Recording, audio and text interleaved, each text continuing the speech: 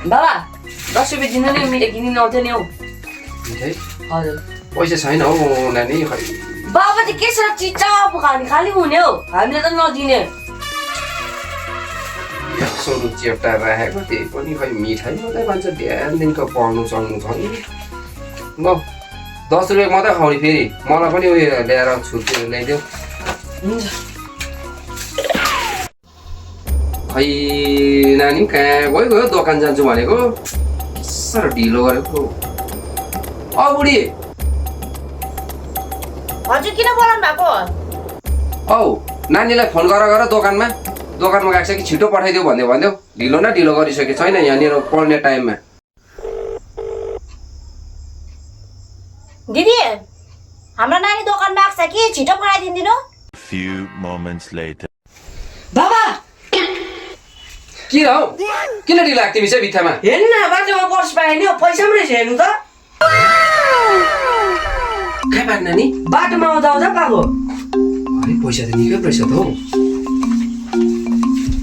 तिमीलाई राम्रो गर्यो तिमीले नानी मलाई पैसाहरू पनि चाहिरहेको थियो कि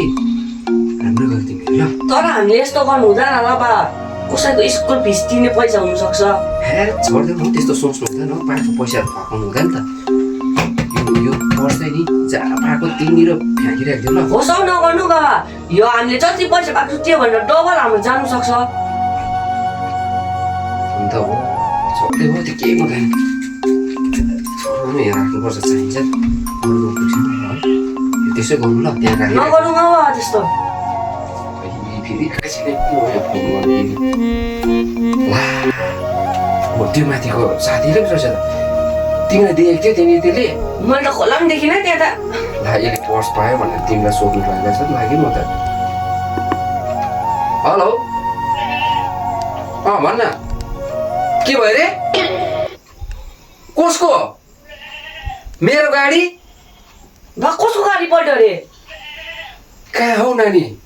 माझदाले ठोकेछ नानी मेरो माथि गाडी माझदाले ठोक्दैछ काचाकुचुक पार्दैछ नि हौ ल ल ल ल म आएँ मैले भनेको थिएँ नि तपाईँलाई अरूको पैसा त्यस्तो नगर्नु भनेर लाग्यो होइन उल्टा Flashback. हे छोड्दै म त्यस्तो सोच्नु हुँदैन पाएको पैसाहरू फकाउनु हुँदैन त नानी यो पैसाहरू सबै हेर कसको छ कि यो हालेर नि